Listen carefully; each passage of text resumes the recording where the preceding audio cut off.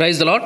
ఈ సాయంకాలపు వేళ దేవుడు నీకు ఇస్తున్న వాగ్దానము అపోస్తుల కార్యములు 7వ అధ్యాయము 34వ వచనం. ఐగుప్తులోనున్న నా ప్రజల దురవస్థను నేను నిదానించి చూచితిని, వారి మూలుగు వింటిని, వారిని విడిపించుటకు దిగి వచ్చి ఉన్నాను. రమ్ము, నేనిప్పుడు నిన్ను ఐగుప్తునకు పంపుదునని అతనితో చెప్పెను.